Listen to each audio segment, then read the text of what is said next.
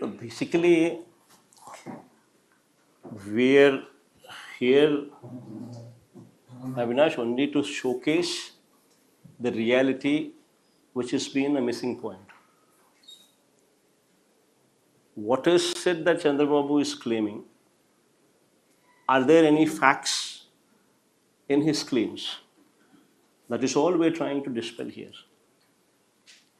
And my story has been clearly exhibited with all evidences that have been put forth.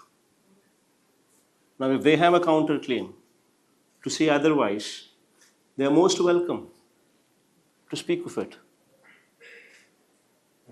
That is how in a democracy one should function.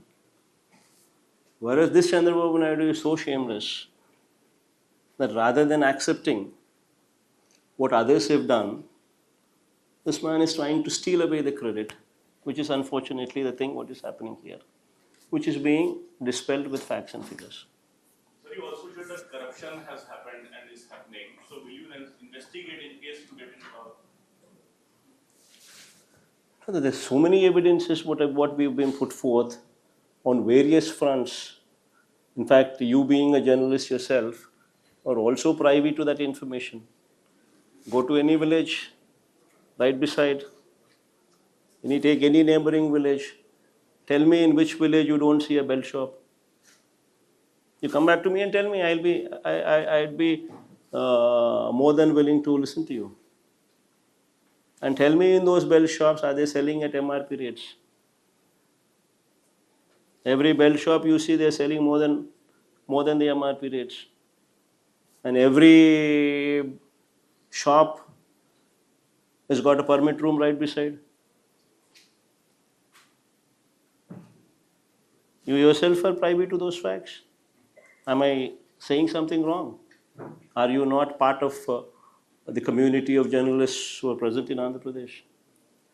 Are you also not aware of the fact that the so-called free sand policy, which earlier was giving 750 crores of revenue every year to the state government, is now you have a situation where the sand is being sold at double the rate of what was sold in our previous government? Then where is the money going? The government is not getting anything.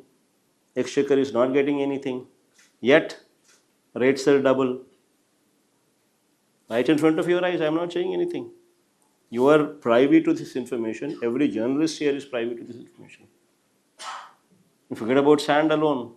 You talk about silica, quartz, laterite, everything without permits.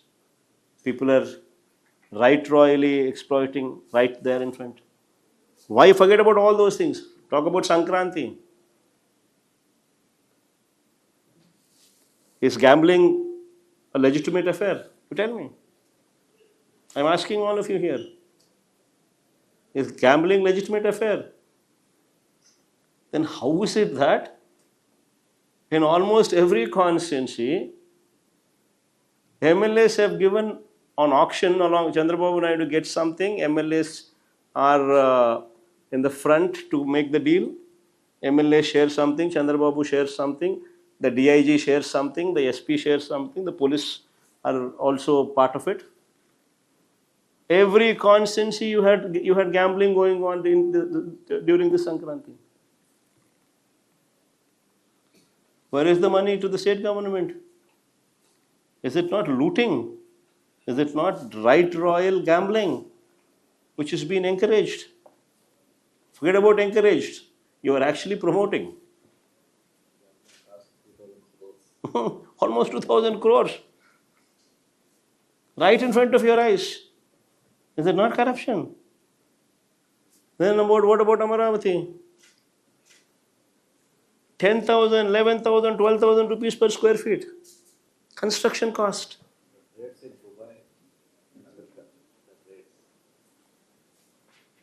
Right in front of you. You're staying in, most of you also stay in Hyderabad. Most of you also just go there, ask any real estate person who's involved in construction what the cost of construction would be. Even a 5-star accommodation with a 5-star lobby with concierge services. The construction cost is 4,000 rupees per SFT on the higher side. Here you are talking about 10,000, 11,000, 12,000, 13,000 SFT per rupees per SFT right in front of your eyes. Is it not corruption? Have you ever seen a deal in real estate where land is given to a real estate company for throwaway prices? Not only that, you were saying you will give 2,000 rupees construction cost also to them. Why is there no auction? Why is it that only a certain person belonging to a who is close to Chandrababu alone benefits out of it? Why is it that it cannot be called for an auction? Why is it that Ramesh, Avinash, or Harish, why is it that all of these people can also not participate? Why should it be only private to only a select few, where land is given at a throwaway rate, and you also are wanting to give 2,000 rupees construction cost for a real estate company? Is it not a scam? What about the power purchase agreements? You have made a hue and cry when the power was procured at 2 rupees 49 paise during our regime.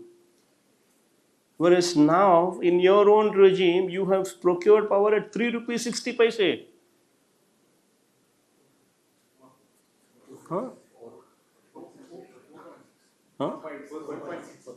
4.6. Access the 4.6, huh? 4.6. 4.6 versus 2 rupees 49 paise. Is it not a scam? Right in front of you, I have named quite a few. Quite a few I have named few. And now if I were to spend more time on this, I would probably, I could probably give you a number of examples, explaining the scams to you, taking more than an hour of this particular time to only explain that particular issue. What's the kind of investment government is saying they're bringing to Andhra Pradesh? Is it not exemplary? See, what is an announcement is not an investment coming in. Please check the data. Please check the data wherein how much of announcements have converted into investments, be it 2014 to 19, be it 2019 to 24. You would be surprised to know that the man who talks so much brought in, on average, if my memory goes right, less than 10,000 rupees, 10,000 crores of rupees investment per annum. Whereas in our regime, we were, in the Krishna, what are the numbers? Huh? We were? We were. They were? They were at average 10,000 crores. We were at average 14,000 crores. Despite COVID. Despite COVID. And our last time I gave a presentation on industrial GVA and manufacturing GVA, the performance made during our regime, where we are actually ranked in the growth in industrial GVA, in the growth in manufacturing GVA, we are actually ranked top 5 in the country and number one in southern states. This is our performance. So then our performance far supersedes what Chandrababu Naidu has ever done in the past. So how is it fair to even compare, and you forcing me to answer this question? You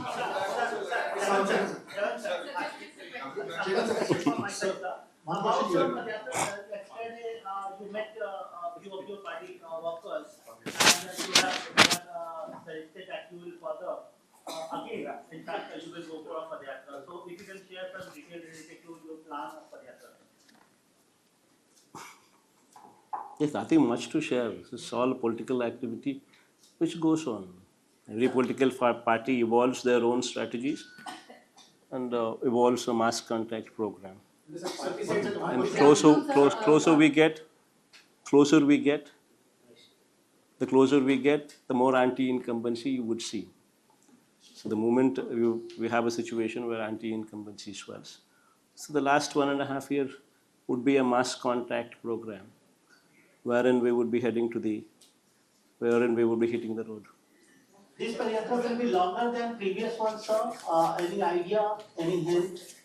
Good afternoon, sir. maybe longer. Good afternoon, sir. Deepika from the Print. I just have two questions. Yeah, Maritkam, go ahead.